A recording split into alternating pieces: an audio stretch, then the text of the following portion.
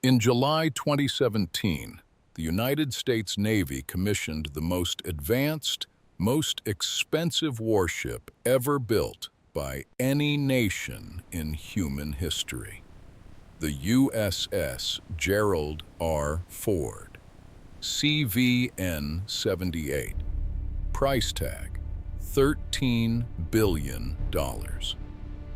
To put that in perspective, that's more than the entire annual military budget of 150 countries.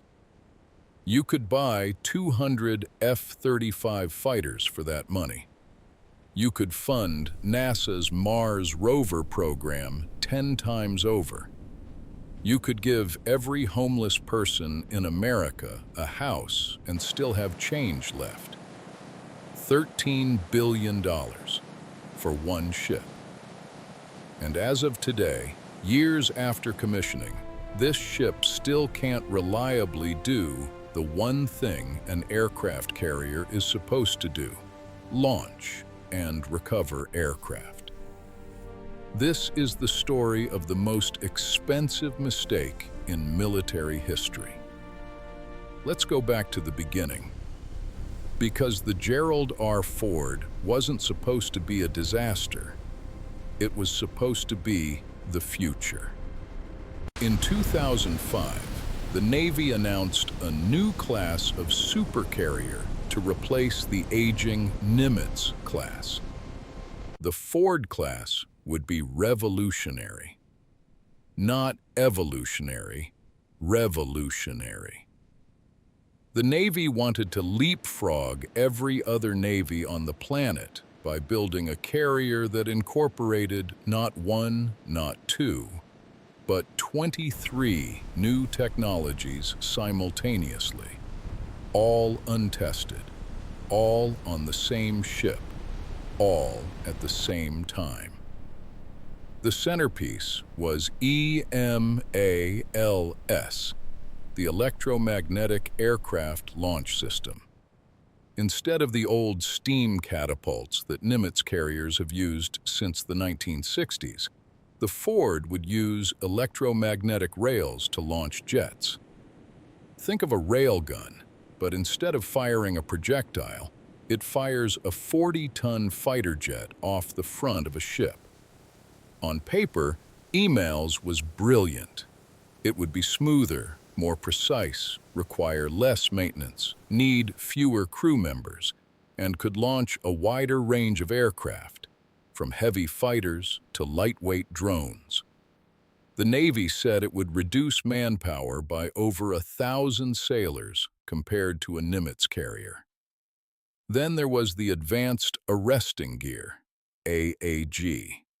Instead of hydraulic cables to catch landing jets, the Ford would use a water turbine system.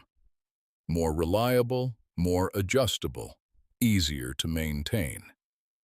That was the promise. The ship would also have 11 advanced weapons elevators to move bombs and missiles from the magazines deep in the ship up to the flight deck. These would be electromagnetic too, faster, safer, and more efficient than the old cable-driven elevators on Nimitz carriers.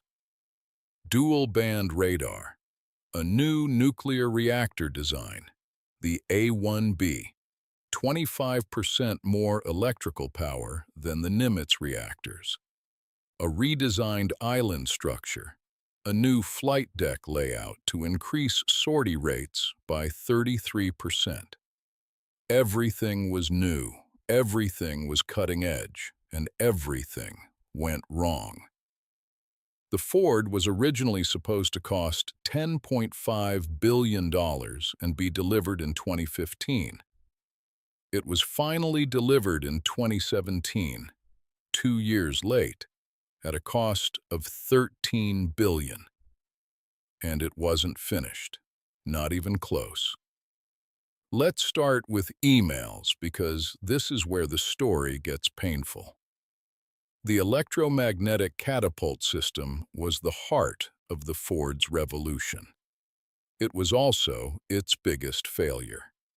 During early testing, EMALS averaged 272 launches between critical failures. The requirement was 4,166. That means it was failing roughly 15 times more often than it should. Every time emails fails, flight operations stop. On a carrier, stopping flight operations isn't an inconvenience. It's a tactical catastrophe.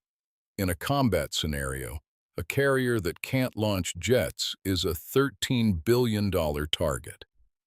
The problem was fundamental. The Navy tried to develop emails and install it on the ship at the same time. They were literally building the plane while flying it. The technology hadn't been proven on land before they bolted it into the most expensive ship on Earth. Former Secretary of Defense James Mattis was blunt about it. He reportedly said, and I'm paraphrasing, "You don't put a new engine, new transmission, and new electronics into a car all at once and expect it to work." But that's exactly what the Navy did. Not with a car, with a $13 billion aircraft carrier. Even President Trump publicly questioned the system. In a 2017 interview, he said he'd asked Navy officials about emails and suggested going back to goddamn steam, because at least steam works. The advanced arresting gear had similar problems. The AAG system was supposed to be the smooth, reliable replacement for the old hydraulic system. Instead, it was plagued by failures during testing. Cables snapped, shock absorbers failed, software glitched. The system couldn't consistently catch jets without breaking something. Like EMALS, the AAG was being developed concurrently with ship construction. The Navy was testing prototypes on land while simultaneously installing production units on the ship before the testing was even finished. Failures on the test rig were being discovered after the same components were already welded into the Ford. The Government Accountability Office, the GAO, issued report after report warning the Navy that this approach was reckless. They called it concurrent development and production and said it all but guarantees cost overruns, schedule delays, and performance shortfalls. The Navy did it anyway. Now the weapons elevators. This one is almost comical if you forget that real money and real national security are involved. The Ford has 11 advanced weapons elevators. These are not small machines. They're massive electromagnetic platforms designed to move thousands of pounds of live ordnance from below-deck magazines to the flight deck. They are absolutely critical. Without them, you can't arm the jets. Without armed jets, you have a very expensive cruise ship. When the Ford was delivered in 2017, 0 of the 11 elevators worked. 0. The ship was commissioned into the United States Navy with a ceremony, with speeches, with the president in attendance, and it could not move a single bomb from below deck to the flight deck. By 2020, only 2 of 11 were operational. The Navy kept setting deadlines and kept missing them. At one point, then Secretary of the Navy Richard Spencer said he would resign if the elevators weren't fixed by a specific date. He ended up being fired for unrelated reasons before the deadline, so we never got to see if he would have followed through. As of 2023, the Navy says all 11 elevators are finally working. It took 6 years after delivery, 6 years to finish a feature that was supposed to work on day 1. So who pays for all of this? You do, the American taxpayer. The Ford's original budget was $10.5 billion. It came in at $13 billion, but that number is misleading because it doesn't include the roughly $5 billion spent on research and development before construction even started. The true cost of the Gerald R. Ford is closer to $18 billion. And here's what makes it worse.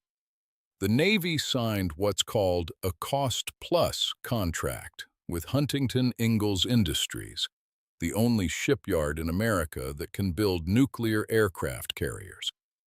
Cost-plus means the shipbuilder is reimbursed for whatever it spends, plus a guaranteed profit margin.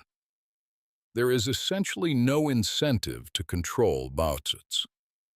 Every overrun gets passed directly to the taxpayer. The GAO found that the Navy repeatedly underestimated pits in its reports to Congress.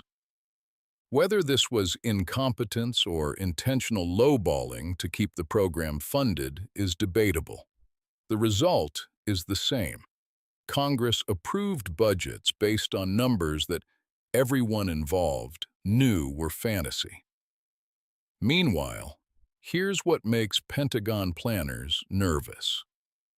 While the United States spent $18 billion and over a decade on one carrier that couldn't launch jets, China commissioned 3 aircraft carriers: the Liaoning, the Shandong, and the Fujian. The last one featuring, yes, electromagnetic catapults. China's version of EMALS. Did China steal the technology? Probably. Cyber espionage targeting defense contractors has been well documented. But the uncomfortable question isn't how they got it, it's how they fielded it faster than we did.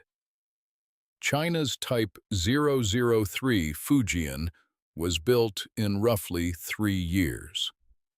The Ford took over 12. China's carriers are smaller, less capable individually, and their electromagnetic catapults haven't been combat tested, but they're building more, and they're building them fast. While America spends a decade perfecting one ship, China is building a fleet. So, can the Ford be fixed? The honest answer is, it's getting there. Slowly. Email's reliability has improved significantly since the early disasters. The Navy reported in 2023 that the system was meeting closer to its reliability targets. The AAG is working better. The elevators are finally operational. The Ford completed its first combat deployment in late 2023, launching strikes against Houthi targets in the Red Sea. By most accounts, it performed well in actual operations. Which raises an awkward question. Was the pain worth it? Will the Ford class ultimately prove to be a good investment once the technology matures? Maybe, but the process that got us here, the concurrent development, the cost-plus contracts, the unrealistic timelines, the ignored warnings from the GAO, that process is broken. And it's the same process being used for the next Ford-class carrier, the USS John F. Kennedy, and the one after that, the USS Enterprise. The United States can't afford $13 billion mistakes. Not when the Pacific is heating up. Not when China is building carriers faster than we can fix ours. If you think more people should know about this, subscribe.